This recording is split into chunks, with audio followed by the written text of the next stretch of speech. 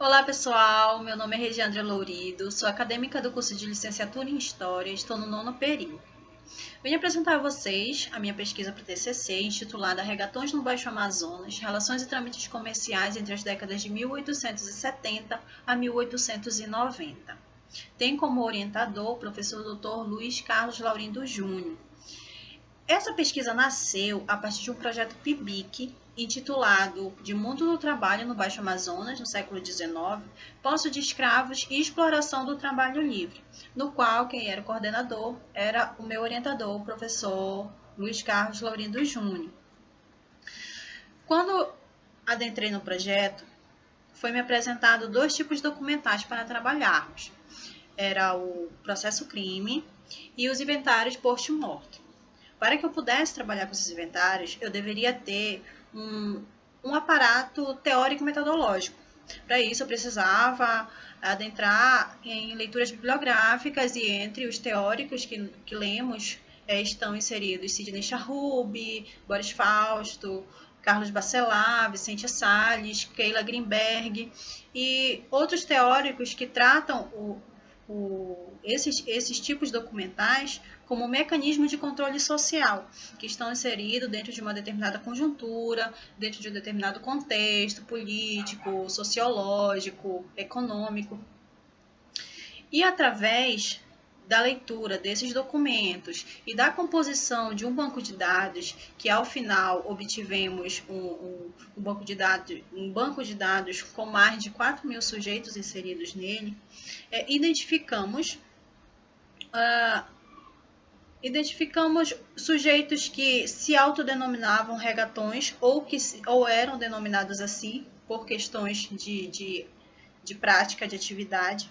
E isso nos chamou a atenção, porque o regatão entre 1850 até 1860 era uma atividade, a atividade de regatão era proibida no Pará. E era cheia de ambiguidades, ora era proibida, ora era liberada. E a partir de 1870 ela foi legalizada. No entanto, encontramos em meio a esses documentos, os processos crimes e os inventários, processos que levavam à prisão justamente por ser uma prática ainda ilegal. No entanto, já era reconhecido como prática legal. O que nos chamou a atenção, quem eram esses regatões? Quem eram os sujeitos que faziam parte dessa atividade? Como essa atividade mercantil era tratada naquela determinada conjuntura, no Baixo Amazonas, em uma economia pautada no extrativismo, pautada nas drogas do sertão, pautada na agricultura. E como era que se dava esse transporte de mercadorias? E isso nos chamou a atenção e fez com que esse projeto fosse levado para uma composição de TCC, para uma composição de pesquisa de TCC. A partir do momento que identificamos esses sujeitos e levantamos uma base teórica sobre eles, construímos um plano de capítulos pautado em 3 capítulos, com 3 eixos temáticos diferentes. O primeiro capítulo pautado nos sujeitos e suas práticas, buscando entender quem eram esses sujeitos e de que forma eles eram percebidos na região. Para isso, eu irei trabalhar não apenas com os processos crimes e com o banco de dados em si, mas com literatos como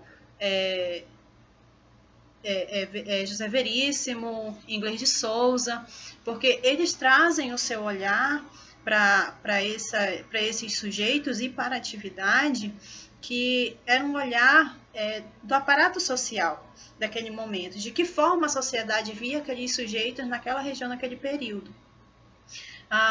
Muitas vezes eles eram dados como um mal necessário na região, ou então como aqueles que eram responsáveis por expandir o comércio, principalmente da borracha, na segunda metade do século XIX. Mas também eles eram vistos principalmente pela diretoria de aldeamentos como aqueles que desvirtuavam os indígenas, que faziam com que eles tivessem um pensamento para o mal, que embebedassem, que os embebedassem, que fizessem eles ter práticas que não eram bem vistas pela igreja naquele período. E com isso, a gente quer fazer um levantamento através desse olhar de literatos e o olhar social dentro da perspectiva política, sociológica, que a gente pode encontrar nos documentos, nos documentos de processos crimes. O segundo capítulo vai ser o discurso das autoridades. Como as autoridades estavam lidando com os sujeitos, de que forma as autoridades estavam discursando, usando seus discursos para fazer com que a sociedade tivesse um determinado olhar, tivesse um determinado posicionamento sobre aqueles sujeitos que estavam praticando a atividade de regatão. Para isso, utilizarei jornais, utilizarei relatórios de província e com isso nós vamos obter algumas falas de autoridades que ora vão pedir essa liberação da atividade com o imposto, com a imposição de impostos, e ora vão pedir a proibição total dessa atividade.